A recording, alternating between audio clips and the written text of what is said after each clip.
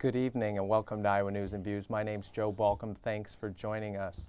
Iowa News and Views is a bona fide news interview program seen in 375,000 households around the state of Iowa. If this is your first time, we hope you enjoy the show. Today is November 2nd. Tomorrow's the election. You'll be seeing this much after the election. I hope you were pleased with the outcome.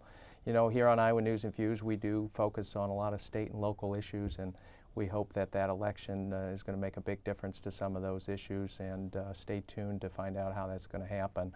We have a very interesting program tonight. We're going to be talking about community correction programs in the 6th Judicial District, and our guests are the director of the 6th Judicial District, Gary Hinzman, and along with Gary is Barbara McDonald, and Barbara is the Client and Community Services Supervisor also at the 6th District. Thank you both for being with us tonight. Our pleasure. Appreciate it. It's being suggested in Iowa over the next 8 to 10 years we're going to need 3 new prisons to deal with prison overcrowding. And there's a role out there, some people feel, for more community-based correctional programs. Gary, what role can community corrections play in dealing with prison overcrowding in Iowa? Well, to begin with, Joe, Iowa has the nation's premier community-based corrections act. We really lead the nation when it comes to community corrections.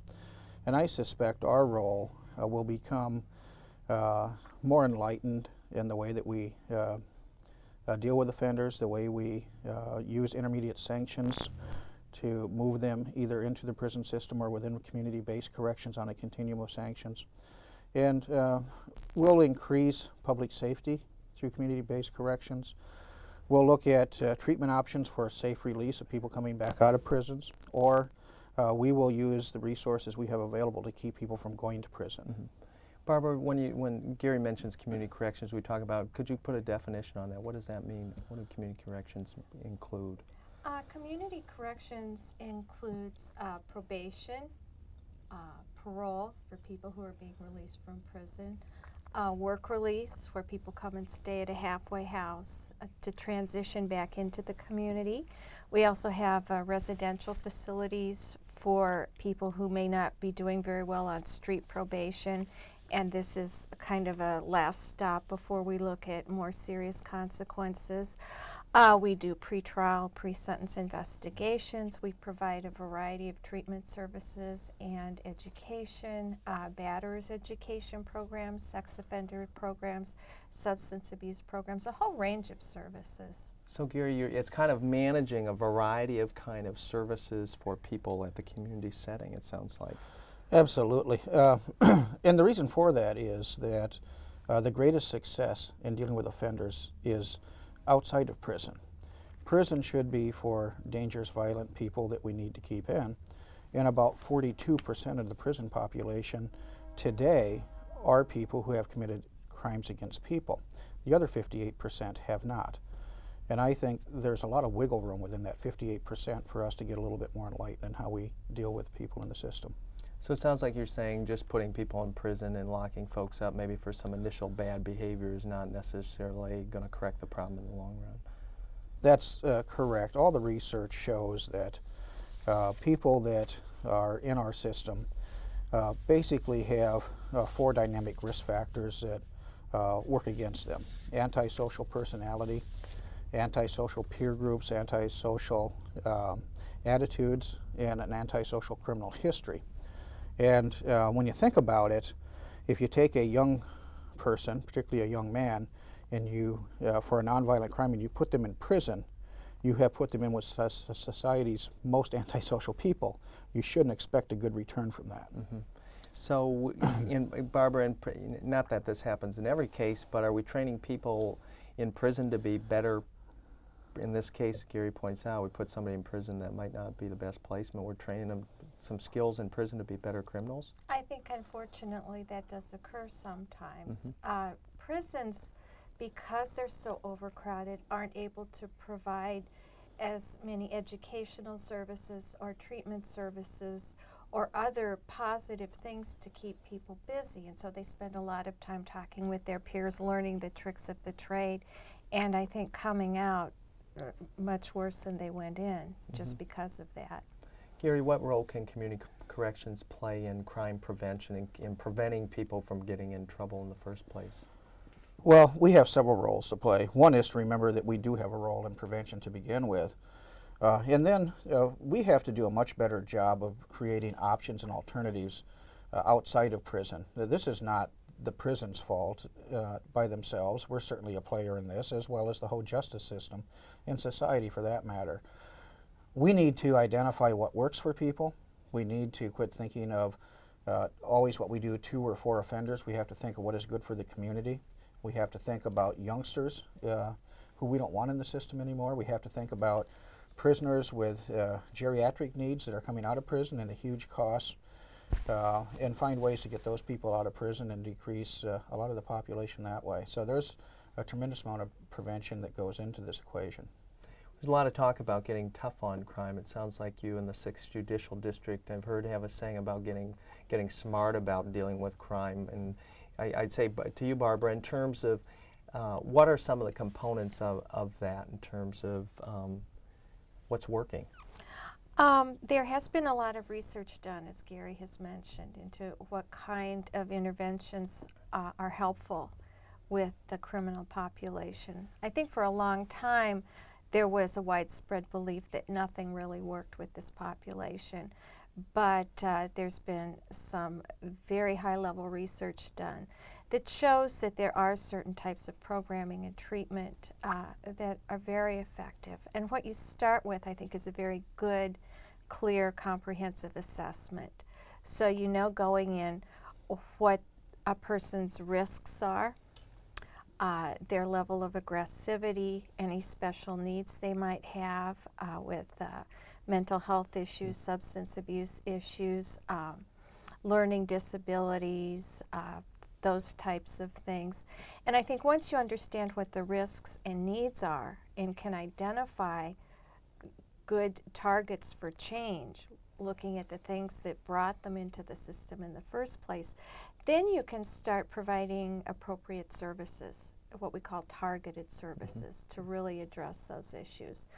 For example, most of our clients have substance abuse problems, so it's very important to get them into treatment. A lot of our clients have difficulty solving problems or making good, clear decisions. They're very impulsive. They tend to take more of a criminal point of view about problem solving. So doing some cognitive behavioral type work to get people to recognize their thinking errors and I think become more positive and productive as they're doing so. Those kinds of things work. Sure. Gary, are we doing a good enough job assessing people when they get in trouble? When somebody gets in trouble, they get sentenced to a crime, sent to a term? We're just starting to, Joe. We've always done good work, is the best that we can, and we're real proud of our staff that has kept that tradition up for a long time. But when I say we're just starting, we're really becoming enlightened now on the right assessment tools to use. We've developed some very sophisticated assessment processes ourselves. We're kind of a model for the nation right now. Iowa and Wisconsin will probably both sell out the whole states and go to the type of assessment that we've created, what we call our matrix. So we're getting a lot better at this. And it's going to have a real impact, and it's going to help the prisons in their overcrowding, because we're going to be able to establish some thresholds for people. We're going to be able to establish, with the assessments, we're going to be able to establish better outcomes and results. And that's what this is really about, is results-oriented and driven outcomes. We've gotten tough on people with substance abuse problems. Gary, is that the place people should be in prison for substance abuse problems? There's community corrections and dealing with it in the community a better approach. Well, there's over 1,300 people in the prison that are drug-related charges. There's also over 1,400 that are in prison for mandatory minimums. I suspect there's a huge overlap, substance abusers with mandatory minimum sentences. The prison assessments that they're using for the parole board risk scores show these people is very low risk. But with mandatory minimums, they must stay in prison, And the parole board is forced to let out some people that are not very good risk because of that. I think we have to overhaul that system, allow the prisons, the community-based system, and the parole board to make sense out of all this. We know what we're doing. There's great confidence, I think, in our system, and we can make a difference. Great. Barbara, what's the role of Gary mentioned the parole board. They decide who gets out, who doesn't get out, That's right. according to That's right. how they've been sentenced? Well, they look at people's behavior while they've been in the Mhm. institution, their perceived level of risk. But I think, as Gary was saying, if you take away some of that discretion because of mandatory minimums, it's, I think, a lot harder to maintain the local control that's so important here. So getting tough on crime has been part of the mandatory minimum approach, right? Yes, it has mandatory. been. Yeah. Does that make sense right now with the resources we have and Well, dealing with the risk and the assessment piece? no, I think, excuse me, I think the the state ought to go to a process where we can move people along a continuum of sanctions. If we need to get tough, we can get tough. If we need to get somebody's attention, we can. And when it's time to get them into the role of being a productive citizen, we can also start moving them back out of the system. The worst thing we can do right now is to take young offenders who have property or drug-related crimes and put them in with a violent, dangerous population and bring them out the other end worse than what they went in. That doesn't speak well for public safety, and public safety ought to be our #1 concern. Barbara, in terms of substance abuse, you noted it being a major concern of the people that Absolutely. you see. And what's the difference between the kind of substance abuse treatment somebody would get in a prison setting versus a community-based setting? Which is there one more effective, or are they about equal? They're very different. I think there are some very dedicated treatment providers in the prison. They're working with a very difficult group, but it's a very artificial environment. It has a tremendously long waiting list to get people into it. And people are learning maybe new behaviors, new coping mechanisms, but they're still in prison. And when they hit the streets, they go back home. A lot of that seems to be forgotten temporarily. Studies show that the most effective type of any treatment is done in the community setting, where you can involve family members, peers, the support groups, the natural support groups that are there for people. And to have somebody practice sober behaviors in their ordinary life, going to work or spending time with friends, that type of thing. It's never an easy proposition, but it's a lot easier with community and family support right there. You're watching Iowa News and Views. We're at about midpoint in the show. We have a web page, and we'd like you to take a look at it sometime. We're also interested in your ideas for topics and guests for the show. Please send us some email. You see that on the screen right now. We'd love to hear from you. If you'd like to be a guest on the show, send us an email. We'll see if we can get you on. We're visiting this evening with Gary Hinzman, the director of the 6th Judicial District Department of Corrections, and Barbara McDonald, the Client and Community Services Supervisor for the district. We're pleased to have you both here. Thanks. Thank you. Back to our topic, community corrections. Gary, we're talking about the mandatory minimums, getting tough on crime, and you're suggesting that we might rethink that. There's also a sentencing commission meeting right now. Do you have any advice for that sentencing commission on how we should address that issue as well as any others?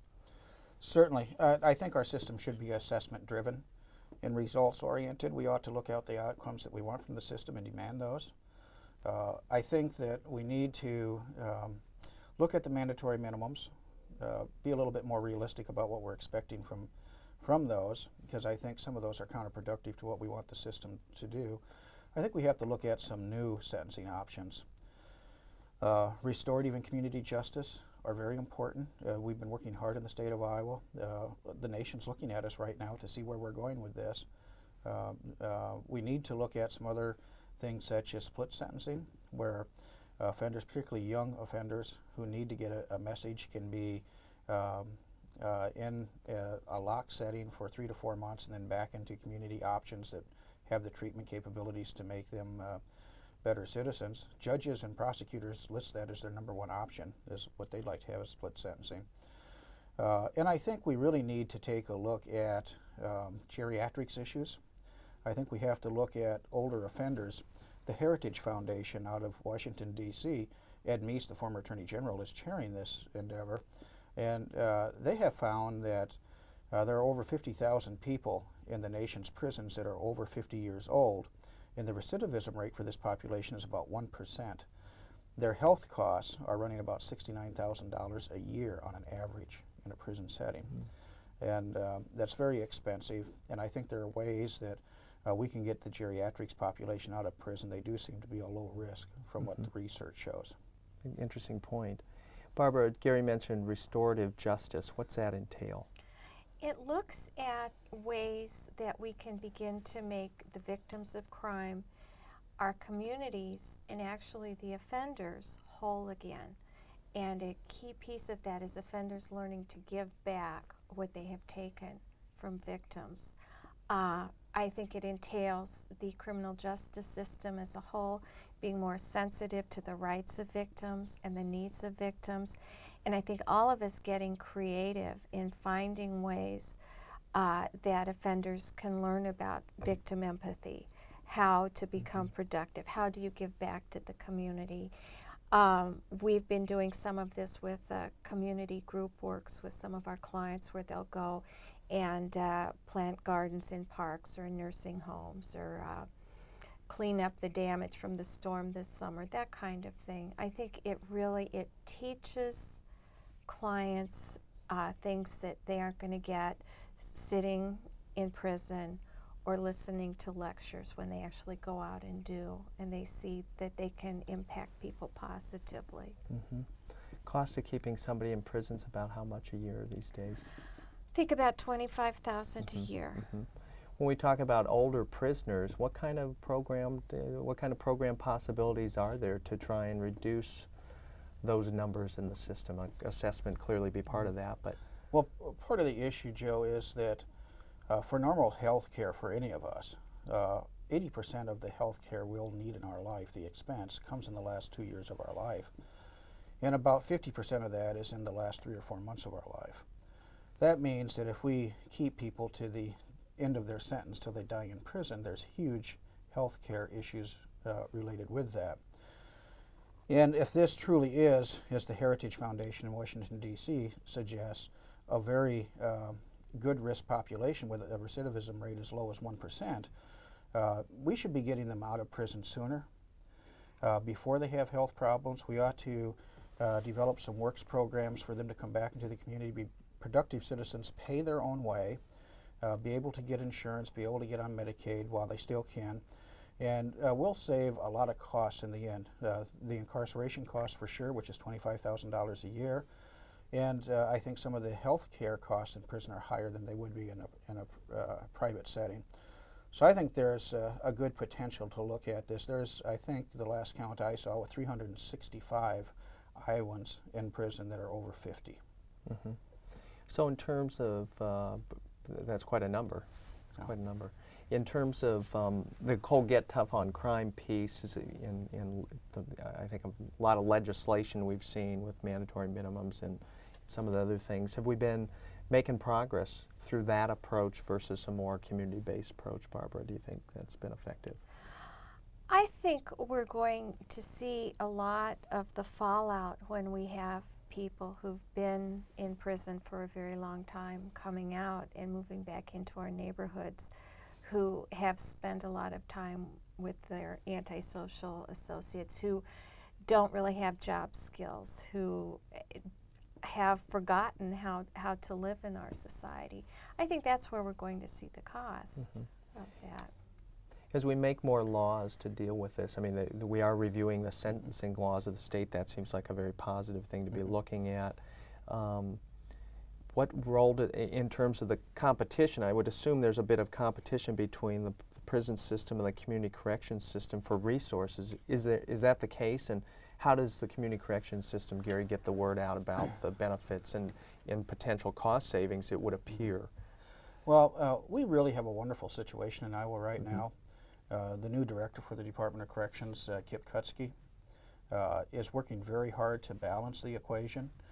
He's showing a great deal of support for community corrections and institutions alike. I think the wardens in the state of Iowa are just as enlightened, if not more so, than us community corrections directors. We all understand that this has turned into a rather abysmal situation. If we were trying to sell this product to the public, they wouldn't buy it. And we have to kind of re-engineer this system. Everybody's willing to ante up. I think the thought processes are in place for this to occur. I think the Sentencing Commission will give us a good field in order to bring some changes about that will be very positive. We have to look at taking pressure off the prison population and off the prisons themselves so that they can do what they were designed to do, and that's to hold our most violent and dangerous predators. Other people can be salvaged. We can punish them if we choose to, but when we're done with them, we ought to have somebody who comes back to society as a better citizen than what they left. If we're not doing the job at this point, we need to look at the options that we have before the Sentencing Commission that will do that for us. And that includes a lot of assessment, a lot of community-based programs, and a good aftercare coming out of prison. Barbara, in terms of having overcrowded prisons, what are the safety concerns to prison guards? How dangerous is it to be in a prison these days and be a guard or a staff? I think it's much more dangerous than it used to be. All the prisons are terribly overcrowded. You have people sleeping in bunk beds just on the main unit. There have been some instances of prisoners getting violent and attacking guards. I think we're very, very fortunate that nothing worse has happened. And it's very stressful to try and control 90 or 100 people on one unit. It makes it more difficult to find things for the prisoners to do, to keep them busy. Just the stress of being in a crowded place with a lot of other frustrated people. It's a bad situation, and it isn't fair to the people who work in the prisons. Gary, what should the public's take be on the prison system at this point in terms of, clearly it appears to be a lot of support for tougher sentencing and putting people away and all that kind of stuff. What should the public be thinking about the current system as it exists? Well, sounds like we need to make some changes. Yeah. Last year, Joe, we through a private foundation that we operate, had Doble Research of New Jersey come to Iowa and do some exit polling as we did a community justice swing through Iowa to find out what Iowans thought about some of these issues. Iowans told us a couple of things that are very interesting. They said they wanted to punish offenders.